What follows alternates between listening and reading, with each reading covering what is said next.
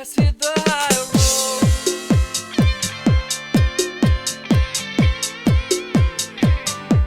Let's hit the high road.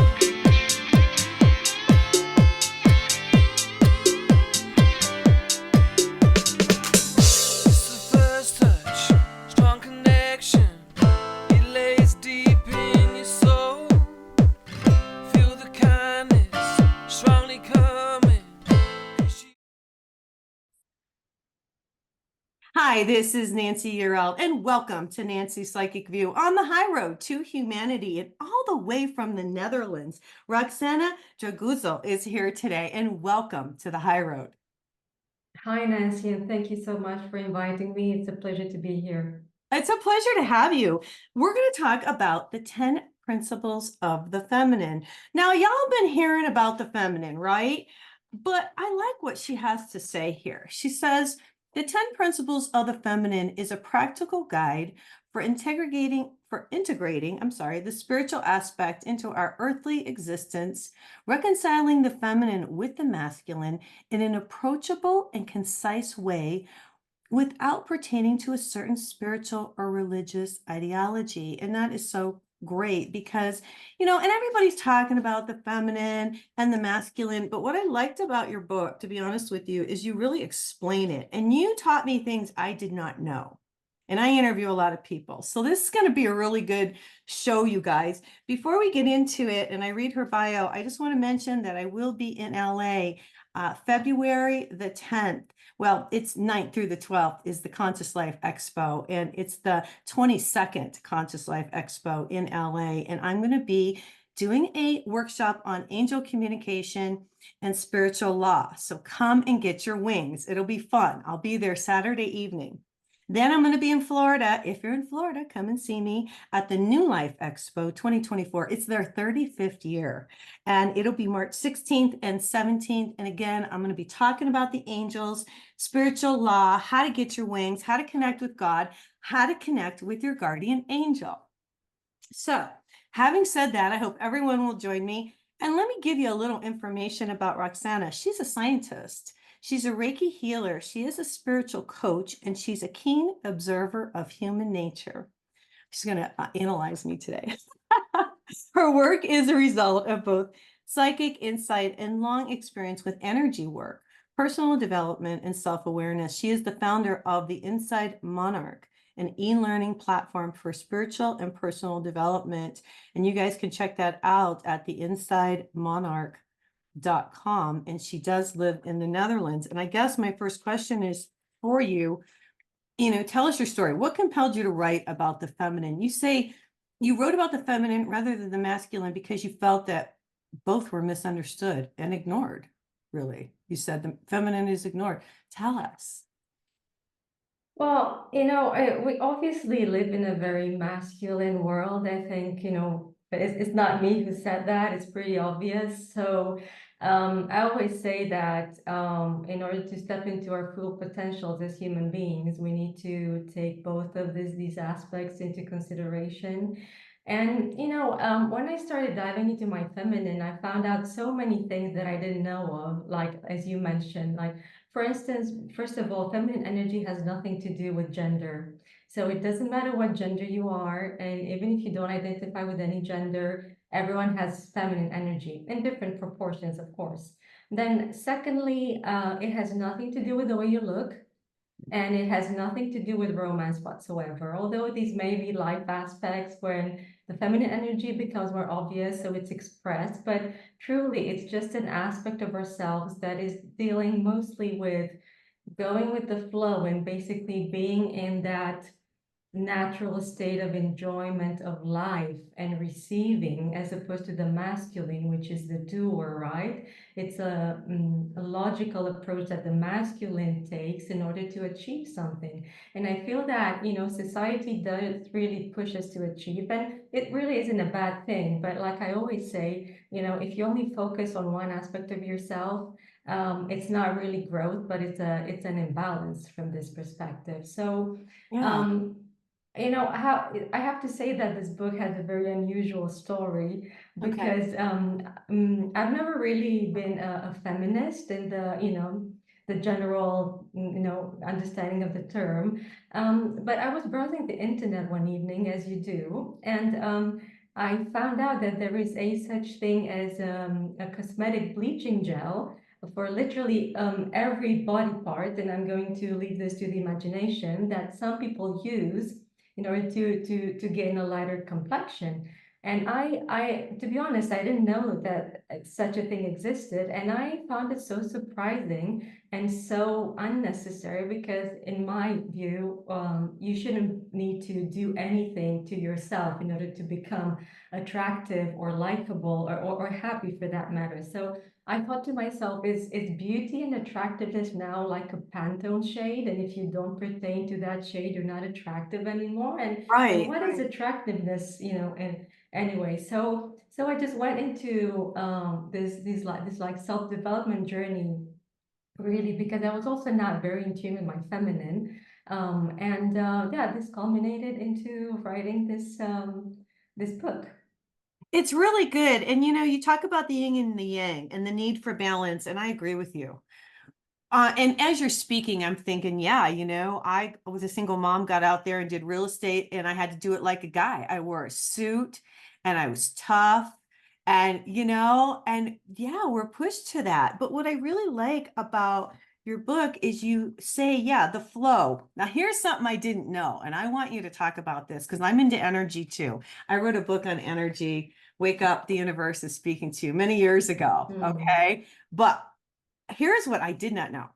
Feminine energy is pointed inwards and masculine energy is pointing outwards, which makes sense about what you said. You said to create, like we need to manifest and to create, we need the masculine, but to receive, we need the feminine. And I want you to talk about this because I feel like a lot of us, myself included, have like, okay, we keep pushing and we keep pushing and we keep pushing, but then we don't allow. So talk about this because this is, I think, what the deal is. What do you think here on this, Yeah, yeah, Santa?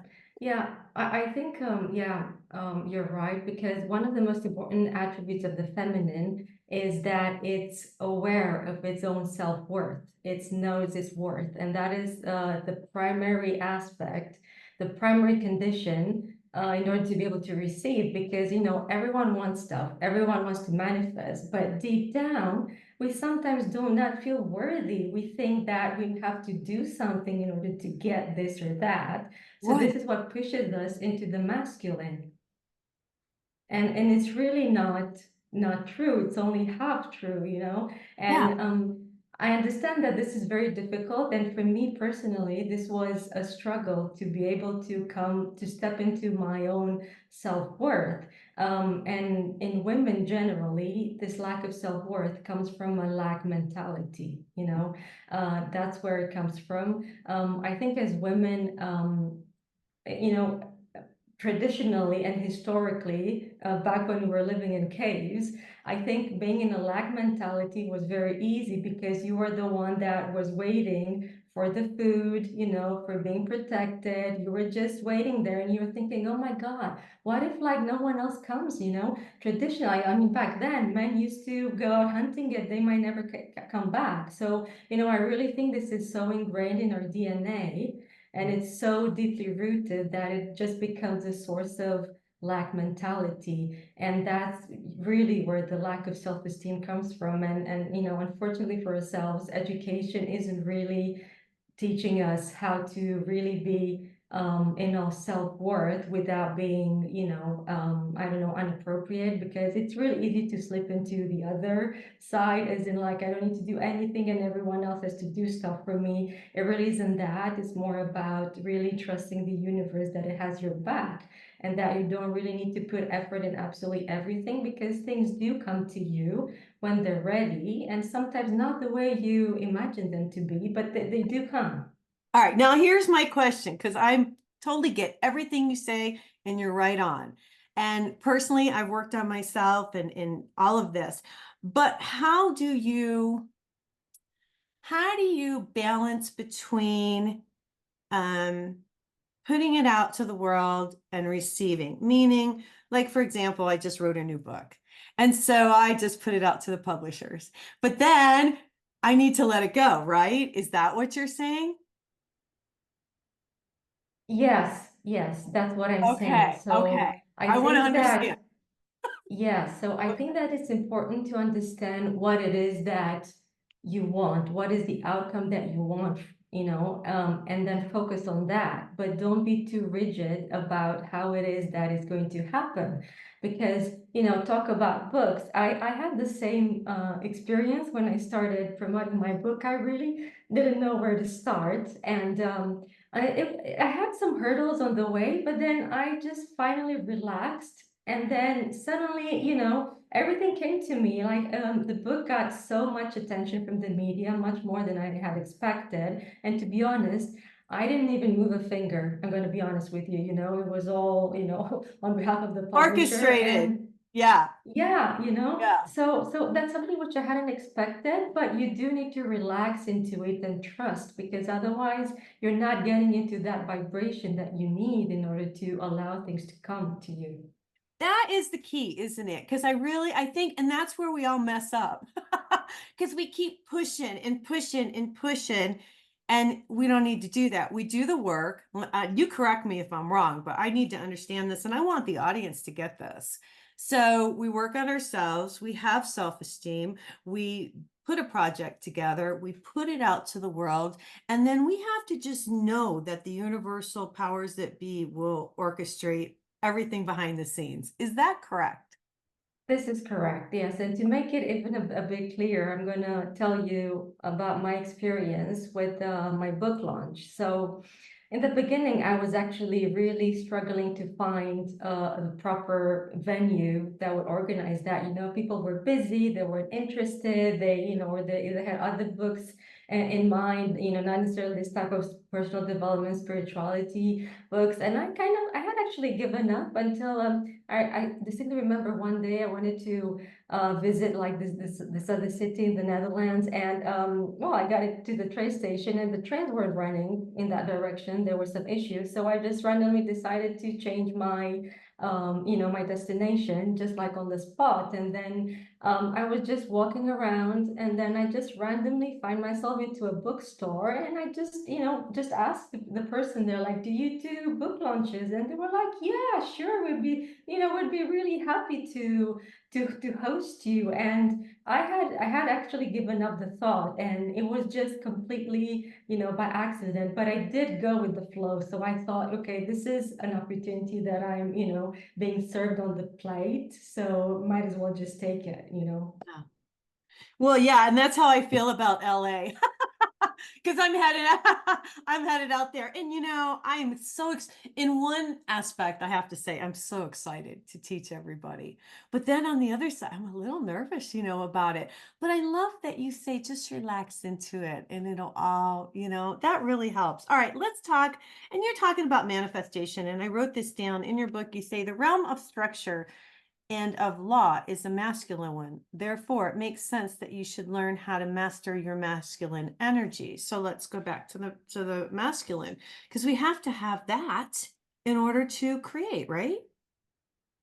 Yeah, yeah. So I think what I should say first is that there is a subtle difference between attraction and manifestation, and I feel that maybe that's not really very well explained, or not always. So Okay. attraction can be intentional or unintentional. You could say that you, for instance, unconsciously attracted a certain event, or something in your life.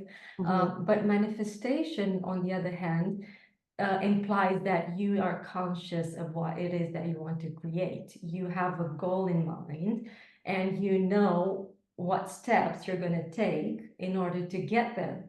We need both. So, that's why I'm saying, so attraction is kind of the first part of manifesting, but manifesting also means really being aware of what it is that you're putting in, as energy, what you want to, when you want it to come out.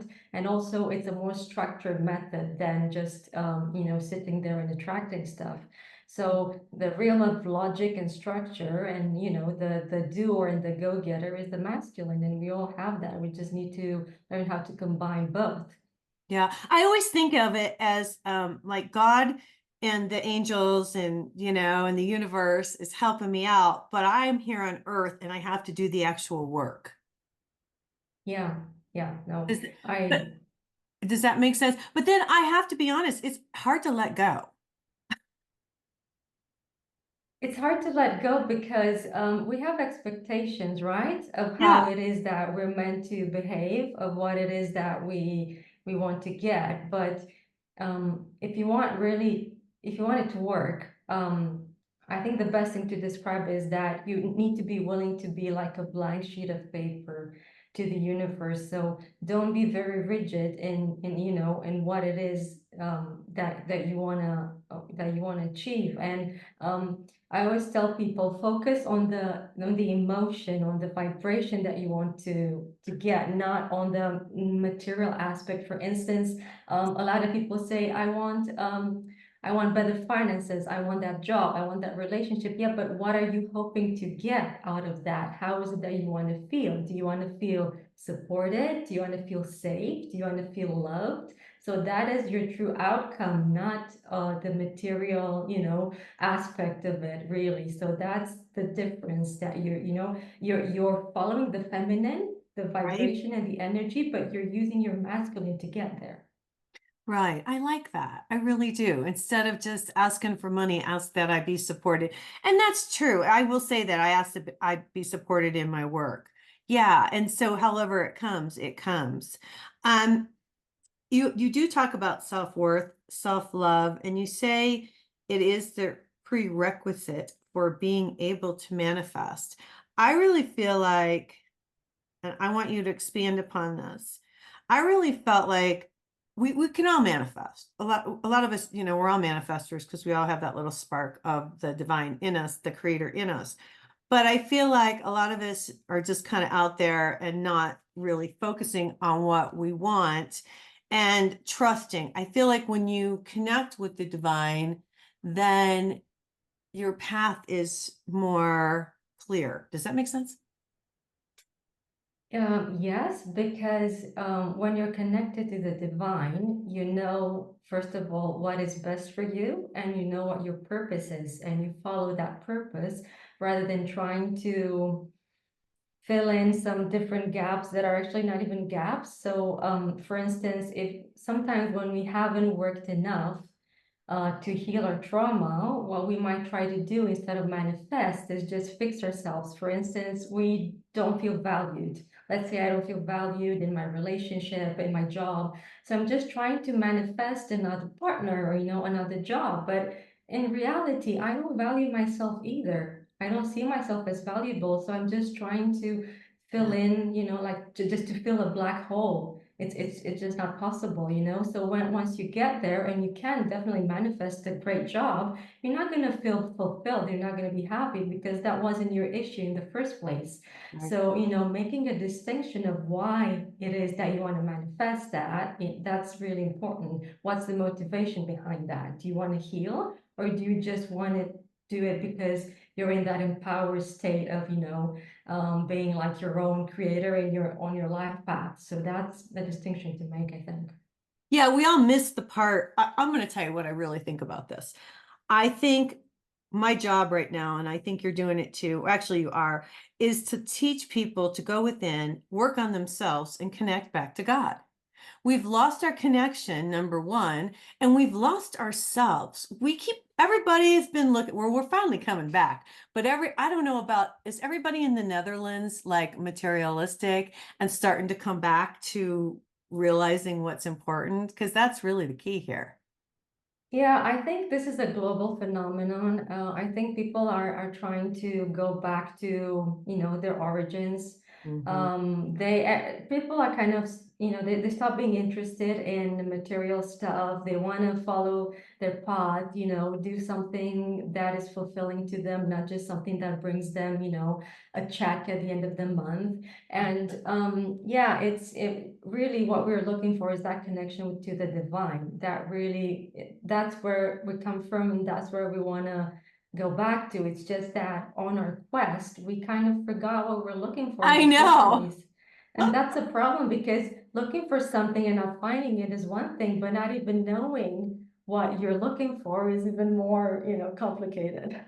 Yeah, and what I found is a lot of people, this is just what I've experienced and what I've seen is, somebody's had something happen in their life, could be divorce, could be death, could be a loss of a child, a job.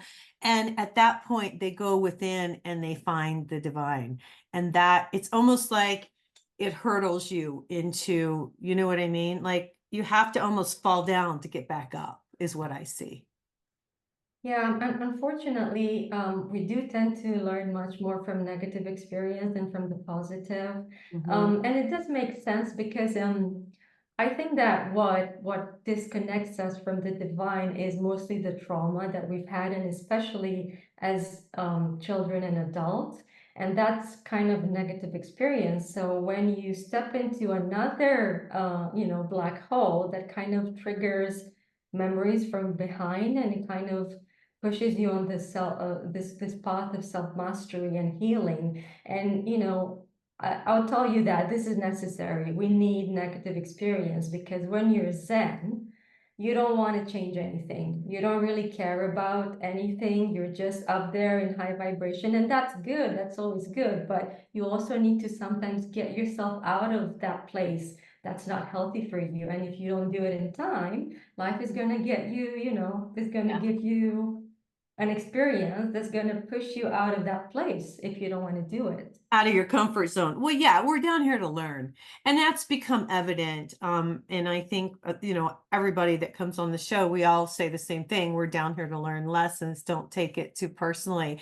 And I think once you kind of look at it like we are down here to learn and to grow and Yeah. to connect. I was going to go back to what you said. When we're kids, I'll just throw this out there. I'm probably not going to be real popular, but organized religion has really screwed us up. And we're not taught as children. I went to church. My father taught Sunday school. I sang in the choir, but we're really not taught how to connect to God like we are to our computers. We're taught how to plug into the computer and in the internet, but we're not taught how to plug into the divine energy that makes us fulfilled. And I think that is the biggest problem that we as a society have not been taught. We should be taught as little kids. Don't you think? Yeah. I agree, and I totally relate to what you're saying because I'm also a Catholic, and I completely understand. And pretty late, I mean it I didn't really realize this in the beginning, but the truth is that when you're religious, you're implying that there is an outer power out there that's the creator, and you're kind of disconnected from it. Whereas we should be taught that the part of that divine is also inside of us, So that's where the issue is because you say you're a believer. It means that you believe in something else, that's something that's outside of you, instead of knowing, that The thing is knowing. also inside. Yeah, so Yeah. there's a difference between knowing and believing. Yeah. But it's an experience, it's a mystical experience that you can get to whenever you're ready. And it's not something that can be taught or something that it's easily explained. You just either know it or you don't. Yeah, exactly. You talk about the flow, and we were talking about that earlier, the power to let go. To me, that's been the most difficult, to be honest with you. Um, they say let go, let God. And it's really letting go and letting it is God, it's the universe, it's that energy. And you say moving along without restrictions, not hanging on to a specific agenda. And that's back to, talking about us expecting a certain thing. And a lot of times the universe has something better for us. There's a lot in this book, you guys. I didn't pull everything out of here, but one thing I wanted to talk about was compassion. Mm. Um, and you write, seeing oneself in another.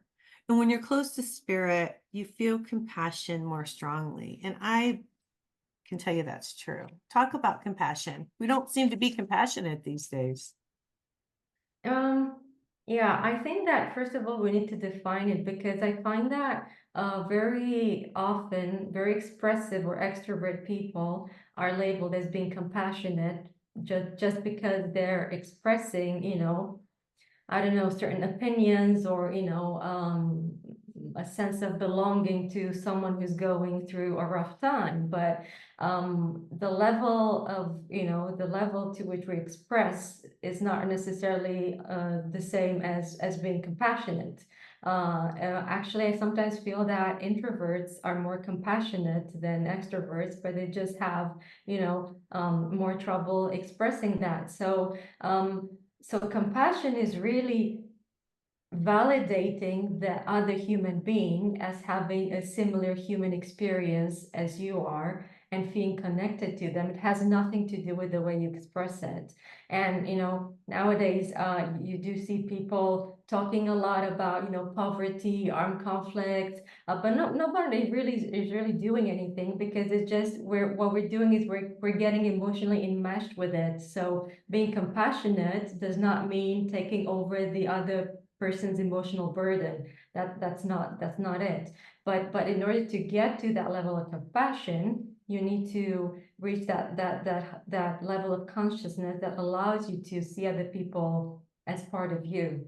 So that's what you want to work towards, not like expressing yourself or donating money just because that's the right thing to do. And here I'm kind of guilty of it, because for a very long time, because we're talking about religion, while I was, in a very religious background, I thought of myself as not being compassionate or kind, but that's only because I didn't fit into that cookie cutter, type of kindness that people were preaching. And I think that the secret is that anyone can make a difference in their own way. And if you feel that other people seem to be more compassionate or that they do more than others, that's okay. It doesn't mean that you're not compassionate or that you're less valuable. It just means that you have your other, you have another way of expressing it, and Of that's expressing it. perfectly fine. Yeah, I think you're an empath, right? Yes? I am, yes, Yeah, I yes. am too. And that's why I know, because I'm listening to you and I'm thinking, oh, she's an empath like I am. And people think I'm really hard, but I'm not. I am like probably one of the most compassionate people you ever meet, but you don't see it because I don't express it that way. And I have the same, yeah. you hit it, man. It's like, what? And why do you think we don't? Why? Because I'm not real, like I have the biggest heart in the whole world and I will be so compassionate, but it's hard for me to like, I don't know. Like you said, I'm not the type to say, oh my gosh, I'm so sorry. I would rather like send good energy. You know what I mean? Yeah, I think it's partly because we perceive such human experiences as being very precious, and I think it's really difficult to express what it is that, you're meant to say or do. And I think that I personally sometimes feel that words are not enough to express that, so I'm kind of minimizing their own suffering or the impact, and I just feel that it's just not the right thing to do. And I never really understood this like packaging of being politically correct. Like Yeah. I understand we need to be polite and diplomatic and respect people, but really words are so limited and they can only express a very small fraction of what's going on in this universe and in the human mind and spirit. So, yeah, that's really what it is. We're just like labels. We like Yeah. labels, but we forget that human speech is very limited and there is no way you can express, what's going on in this universe. So Yeah. I'm going to go back to the beginning. And I said I was going to read this because you're going to laugh. I wrote the same thing in my book that you wrote right here. You say, in the beginning was the Word, and the Word was with God, and the Word was God. And I wrote the same thing. And then you go on to say, I love this, you guys. Sit back and relax a minute. May the words in this book also alchemize in you a new beginning of a journey to authenticity and personal power, and an initiation into what feminine energy truly is. For there can be no light without darkness, and no masculine without feminine. And we must all learn to balance both aspects within us before we can step into our highest potential as human beings. That was so well said. thank you. Yeah. So, I often say that our greatest liability is at the same time our greatest asset. And I was just commenting on how limited human speech is.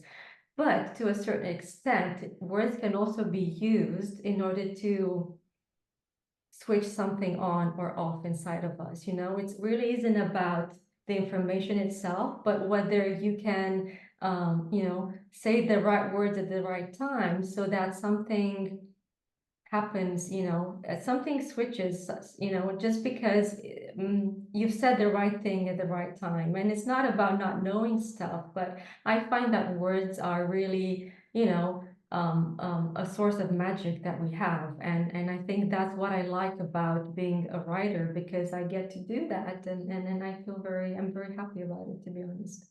Yeah. Well, and the spoken word, and that's why I bring it up because I'm so big on it. And, people don't realize that's why I'm so happy you put it in your book. People are starting to recognize now just how powerful our words are because we are creating with our words. And like you said, and we're creating with our thoughts and we Yeah. create with our emotions, and so it's a big deal. You know, Talk to me about what have people's reaction been as far as, like surprising as far as I didn't realize that that's what the feminine was, or what have you heard so far from the book, I guess? Um, to be honest, the response was very positive. So, I really didn't expect that. Not because I didn't think that the book was good, because I think it is, but you never know how many people out there can connect with what you're saying, because, Mhm. there's so many content creators out there, and it's all about finding someone that you really vibe with. But I think one of the nicest thing I've ever heard from one of my readers was that, well, she said, there was this lady, and she said, I used to be really afraid of death, and after reading this book, I'm not afraid anymore. Oh my And God. I found that it's really great, because really the fear of death is such a burden to us humans. Sometimes it's just in the background, you don't really realize it, but it's an issue, accepting that we're just temporary beings, that we're not immortal, and being able to relieve at least part of that burden for someone is, I think, something really Yeah, nice. And I'm happy that I got to to experience that. And really, it still is feminine energy, right? Because the feminine knows that it just is and is connected to everything. And honestly, we are just timeless and formless beings that are just having a human experience now. And that's what, that's what the feminine is all about, being connected to that, divinity. yeah, to everything that is. I love it. Okay, so tell the audience, what are you working on now? Can they contact you? Talk about yourself. Oh, I'm always creating content, and to be honest, I never know what I'm going to do tomorrow or next week. Yeah, you can always connect with me via the insidemonarch.com. So that's where I really teach people how to take a step back and look at their experience from a higher perspective and from a more empowered point of view, and basically step into that creator role that you were mentioning previously. So that's something that can always be, worked on if you want. And I really aim to make my courses and everything that I do really simple and very pragmatic, because I sometimes feel that personal development, spirituality, they might seem to be a little bit of mumbo jumbo, because people don't really tell you what it is that you need to do Yeah, practically in order to get there. And it right. really isn't about imagining figures of light. And, I mean, you can do that if it helps, but it's not going to really take you where you want to go. And like I said, we're also using the masculine. So, because I'm a scientist, I'm also very structured. So I like giving people practical advice, if they want it, of course, on what they could do in order to get there. So yeah, and of course I'm still writing. I'm always writing. I'm What's also your in next the book? middle of my next book. Yeah, it's not Yeah. done yet, but hopefully this year. Okay, okay. I just think it's really interesting, and I just want to ask you this question. As an empath and a scientist, I mean, were you in the scientific world and then realized you're an empath, or did you always know you were intuitive, or how did that come about? I've always been intuitive. Um, and I love science, I really do. It is just a part of, it's just a part of the universe. I never agreed to the idea that science and spirituality are opposite forces. I often ask people, why is it that you think that they exclude each other? And to be honest, I've never received a satisfactory response. People just say, well, just because it is. Well, that's not really an argument, is it? Um, but although I was enjoying my work, I always felt that there was something else that I needed to do. And for many years, I didn't really know what that was. And that created a certain amount of anxiety because you feel that you need to do something, but you don't know what it is. It's Mhm. like you step into a room and you forget why you're there. You know that you want to pick something up or do something, you know that it's important, but it just doesn't, you don't know what it is.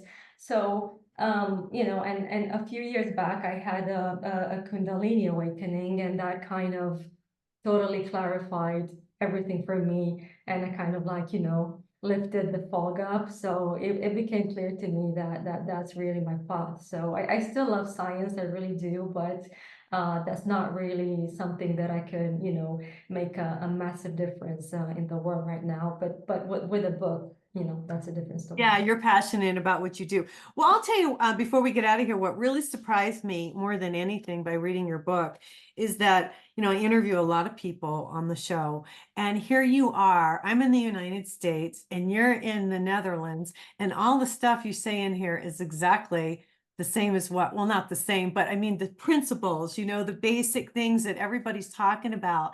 Everybody has a little bit, their own take on it. And I really got a lot from your book as far as understanding the feminine. And it's a small book and it's an easy read, you guys. And so this is something you need to pick up. It is the 10 principles of the feminine, how to embrace feminine energy and find the power within. What do you want to leave us with, Roxana?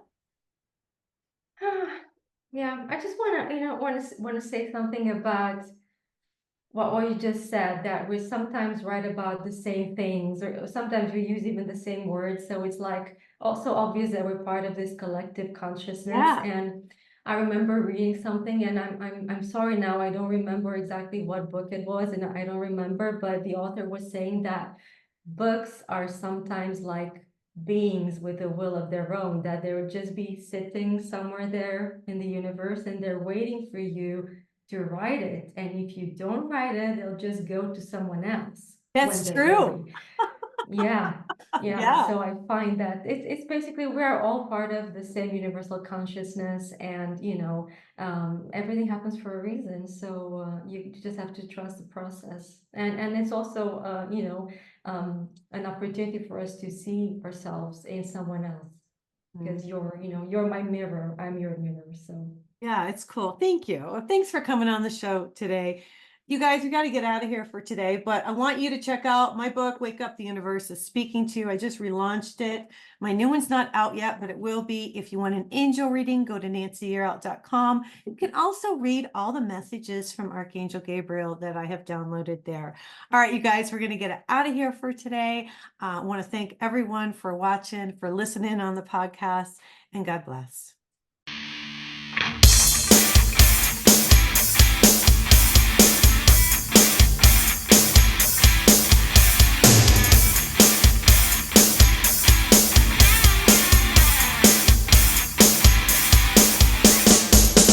Hold your head high, the world is coming. Watch the colors lift your soul. Connect the dots and keep the motion. Can achieve your goal. Let's hit the